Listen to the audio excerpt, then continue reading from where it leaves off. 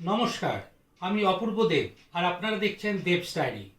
আজকের ভিডিওটা মাইক্রোবায়োলজি নিয়ে। মাইক্রোবায়োলজি বায়োলজির একটি শাখা। এই মাইক্রোবায়োলজিতে প্রচুর গবেষণা হচ্ছে। মাইক্রোবস বা অণুবীক্ষণিক জীব আমাদের প্রচুর উপকার করে, সেই সম্বন্ধে জানা দরকার। তার সাথে সাথে আমাদের অনেক অপকারও করে। তাই এই ক্ষতিকর মাইক্রোব সম্বন্ধে যদি জানতে পারি, তাহলে আমাদের সুরক্ষিত রাখা অনেক সহজ হয়ে যাবে।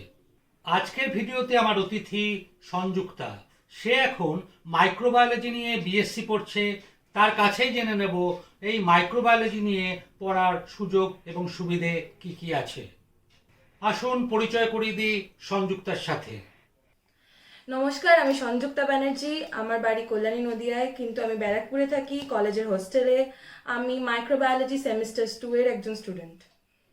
আচ্ছা সংযুক্তা, তুমি কোন স্কুল থেকে ক্লাস 10 এবং ক্লাস 12 পড়াশোনা করেছো?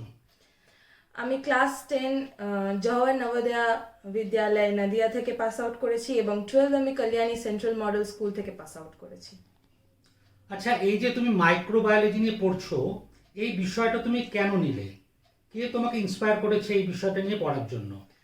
তো আমি যখন ক্লাস 10-এ বায়োলজি সাবজেক্ট পড়ছিলাম, তখন আমি তার মধ্যে ছোট ছোট কিছু পার্ট ছিল সেলের এবং বিভিন্ন মাইক্রো অর্গানিজমের ব্যাপারে।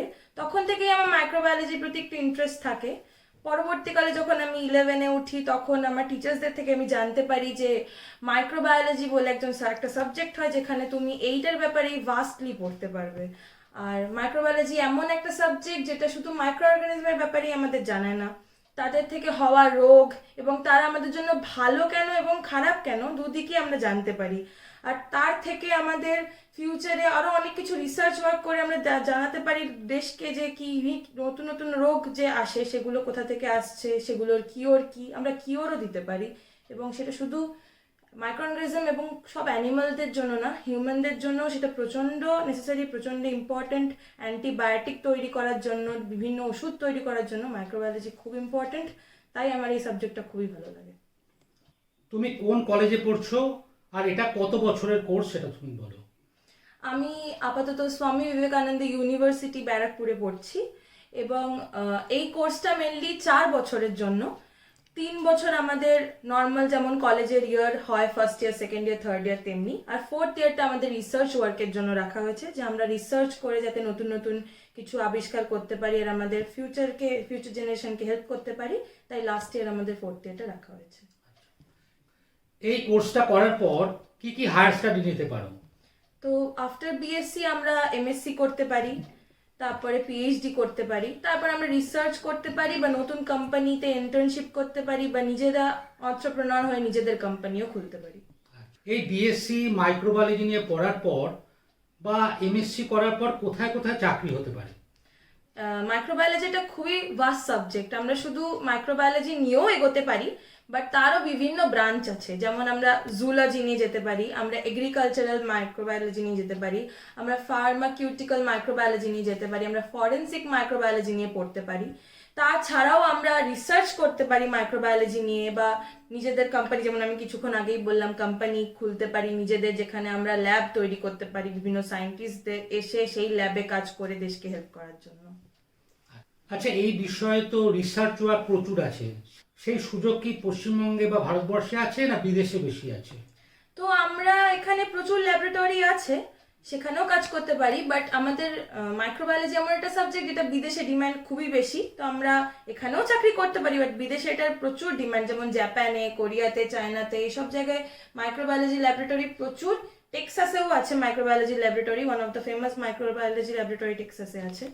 আর অপটিমেট্রি ল্যাবরেটরি, ইনফ্যাক্ট ফিজিওলজি ল্যাবরেটরিতেও মাইক্রোবায়োলজিস্টদের হায়ার করা হয়। ইনফ্যাক্ট পিজি হসপিটালস, আমরা যে জেএনএম আমরা জানি আমাদের এখানেরই হসপিটাল, সেসব হসপিটালও মিডিয়া প্রিপারেটর এবং অনেক ধরনের এনজাইম তৈরি করার জন্য, অ্যান্টিবায়োটিক রেজিস্ট্যান্ট তৈরি করার জন্য মাইক্রোবায়োলজিস্টদের হায়ার করা হয়। আচ্ছা, তাহলে তুমি কি ঠিক করেছো, মানে কতদূর তুমি স্টাডি নেবে? আমি বিএসসির পর এমএসসি করতে চাই, তারপর পিএইচডি অ্যান্ড রিসার্চ ওয়ার্ক করতে চাই। করতে করতে আমার ইচ্ছা আছে ফরেন্সিক ল্যাবরেটরি অফ ক্রাইম ব্রাঞ্চে আমি কাজ করব, সেখানে ইন্টার্নশিপ করেই সেখানেই আমি চাকরি করতে চাই ফিউচারে। আচ্ছা, এখন যে তোমার কলেজে পড়াশোনা হচ্ছে সেই পড়াশোনা কেমন হচ্ছে এবং কি কি বিষয় প্র্যাকটিক্যাল হচ্ছে? আমাদের কলেজে পড়াশোনা বলতে আমাদের ডেইলি ক্লাসেস হয়, যেমন হয় ইনফ্যাক্ট আমাদের প্রত্যেক দিন এক্সট্রা ল্যাবরেটরি ক্লাস থাকে, যেটার জন্য আমাদের প্রত্যেক দিন ল্যাব কোট এবং প্রত্যেকটা ল্যাবের যা যা দরকার হয় আমরা প্রত্যেক দিন হাইজিন মেনটেন করে ল্যাবে ঢুকি। আর আমাদের প্রত্যেক দিন এভরিডে রুটিনের অনুযায়ী আমাদের ল্যাব করতে হয়। আর সেই ল্যাবে আমরা নতুন নতুন মাইক্রো অর্গানিজমকে দেখতে পাই, চিনতে পারি, তাদের থেকে কি কি রোগ তৈরি হতে পারে, সেটার অ্যান্টিবায়োটিক রেজিস্ট্যান্ট কি কি আছে, আর সেগুলো কি করে তৈরি করতে হয় সবই জানতে পারি। আর আমাদের ইনফ্যাক্ট খুব নতুনই একটা জিনিস আমরা দুদিন আগে শিখেছি, সেটা হচ্ছে র্যাবিটের ব্লাড থেকে আমরা কি করে এনজাইম তৈরি করতে পারবো, আর হিউম্যান ব্লাড থেকে কি করে সিরাম তৈরি করতে পারবো। তো প্রচুর নতুন নতুন জিনিস আছে যেগুলো মাইক্রোবায়োলজির ল্যাবে করা যায়, তার জন্য কলেজ খুবই ইন্টারেস্টিং চলছে এখন। বাহ, খুব ভালো লাগলো। আচ্ছা, তোমার যে সারাদিনের রুটিনটা একটু বলো আমাদের। তো মেনলি যেহেতু মাইক্রোবায়োলজি সাবজেক্টটা খুবই কঠিন বলবো না, ইন্টারেস্টিং, তাই সকালবেলা থেকেই পড়াশোনা নিয়ে একটু বিজি থাকতে হয়। তারপর আমরা কলেজ যাই, কলেজে গিয়ে আরো নতুন নতুন জিনিসপত্র শিখি।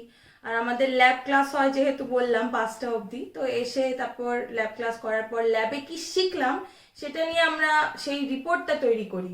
কারণ সেই রিপোর্টটা যদি তৈরি করে না রাখি পরের দিনের রিডিং ভুলও আসতে পারে, তো ঠিক রিডিংটা আমরা রিপোর্টটা তৈরি করি, সেটা নিয়ে পড়ি, পড়ার পর পরের দিনের ল্যাব ক্লাসে কি কি লাগবে সেটা তৈরি করে রাখি। বাহ। তা সংযুক্তা, তোমার তো সারাদিন খুব ব্যস্ততার মধ্যেই কাটে, তার মধ্যে যে হবি তোমার ছোটবেলা থেকে ছিল সেগুলো কি এখনো মেনটেন করতে পারছো? হ্যাঁ, আমি রুটিন থেকেও কিছু টাইম বের করে আমার গানের ক্লাস আবার জয়েন করেছি। আর ডান্স ক্লাস আমি ছোট থেকেই মেনটেন করছি।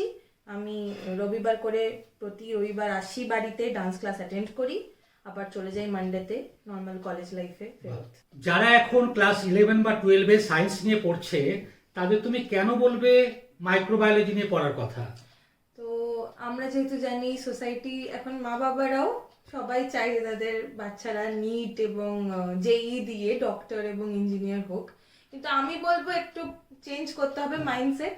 মাইক্রোবায়োলজি এমন একটা সাবজেক্ট যেটা আপনি চাইলে টেকনোলজিও আছে, তাতে মেডিকেল লাইনও আছে, তো আপনি চাইলে মাইক্রোবায়োলজি নিয়ে অনেক দূর যেতে পারেন। এটাতে প্রচুর প্রচুর ভাস্ট একটা সাবজেক্ট, প্রচুর লাইন আছে, এগ্রিকালচার, ফরেন্সিক, অপটিমেট্রি, ফিজিওলজি এবং প্রচুর রিসার্চ ওয়ার্ক, প্রচুর লাইন আছে।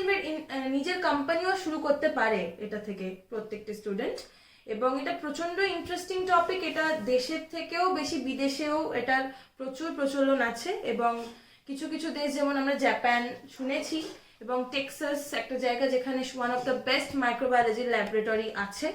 তো তাই জন্যই আমি বলবো স্টুডেন্টদের একটু এইটা সেই সাবজেক্টটা নিয়ে পড়ে তাদের একটু নলেজ বাড়াতে এই সাবজেক্টের। এবং শুধু তাই নয়, এই মাইক্রোবায়োলজি নিয়ে যারা পড়াশোনা করে হয়তো ওষুধ তৈরি করতেও তাদের হেল্প লাগে।